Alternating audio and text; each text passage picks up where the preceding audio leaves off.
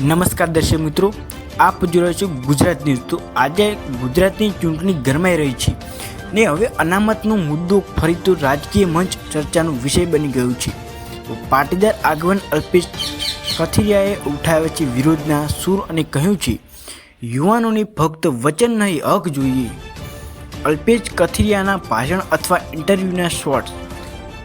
ચૂંટણી પહેલાં રાજકીય પક્ષો અનામત મુદ્દે કેટલી વાત કરે છે પણ વાસ્તવમાં અમલ કેટલો થાય છે એ સવાલ હવે અલ્પેશ કથિરિયાએ ઉઠાવ્યો છે। અલ્પેશ કથિરિયાએ કહ્યું યુવાનોને નોકરી કે એડમિશનમાં યોગ્ય ન્યાય મળવો જોઈએ, વચનો પર નહીં કાયદા પર વિશ્વાસ રાખીએ। તેમણે સ્પષ્ટ કહ્યું છે કે જો રાજકારણમાં અનામત ફક્ત મત મેળવવાનો હથિયાર બને છે તો અમે ચૂપ નહીં બેસીએ। પાટીદાર આંદોલન પછી અલ્પેશ કથિરિયા ફરીથી સક્રિય દેખાઈ રહ્યા છે અને વખતે સીધો ટાર્ગેટ સરકારની નીતિ પર છે।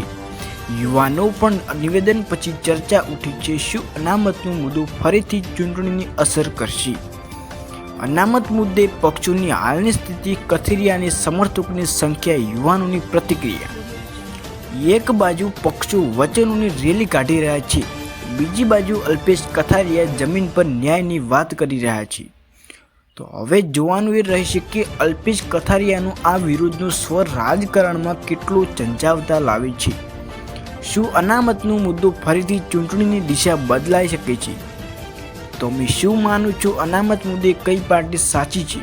તો તમારું મત કમેન્ટમાં જરૂર લખો। તો અલ્પેશ કથિરિયા મોટો ધડાકો અનામત મુદ્દે ઉઠાવ્યો।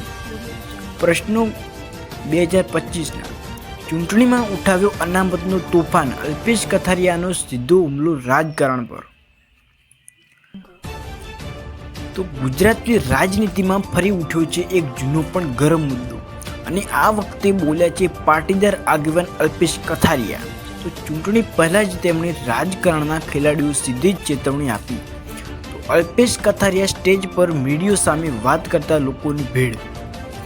અલ્પેશ કથિરિયાએ તાજેતરમાં આપેલા નિવેદનમાં કહ્યું છે અમે વચનો સાંભળ્યા છે બહુ, અમલ જોઈએ। તેમણે કહ્યું કે અનામતનો મુદ્દો ફક્ત ચૂંટણીમાં મત મેળવવા માટે વપરાય પણ તે મુદ્દે યુવાનોને હક મળે એ જ સાચી રાજનીતિ છે। તો યાદ કરો 2015નું પાટીદાર આંદોલન, તે સમયે જે ચહેરાઓ સૌથી આગળ હતા તેમાંનું એક નામ હતું અલ્પેશ કથિરિયા। હવે વર્ષો બાદ તેઓ ફરી એકવાર રાજકીય માહોલમાં ગરમી લાવી રહ્યા છે।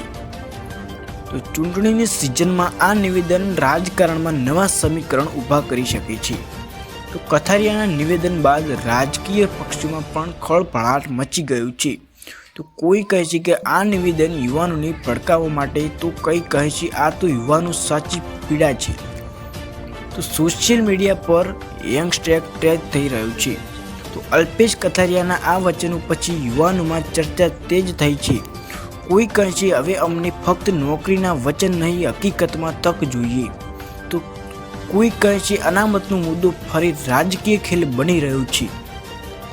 તો ગુજરાતની ચૂંટણી નજીક છે, અલ્પેશ કથિરિયાનો આ વિરુદ્ધનો સ્વર શું યુવાનોને એક જ મચ લાવશે કે પછી રાજકીય પાર્ટીઓ ફરી વચ્ચેનું જાળ ફેલાવશે? તો ચૂંટણીમાં હવે ફક્ત વિકાસ પણ ન્યાય અને હક પણ મોટો મુદ્દો બનશે એવું લાગી રહ્યું છે। અલ્પેશ કથિરિયાના આ અવાજે રાજકારણમાં નવી હલચલ મચાવી છે। તમે શું માનો છો? અનામતનો મુદ્દો ફરી ચૂંટણીની દિશા બદલી શકે છે? તમારું મત, અને જો વિડીયો ગમ્યો હોય તો લાઈક, શેર અને સબસ્ક્રાઈબ કરવાનું ભૂલતા નહીં।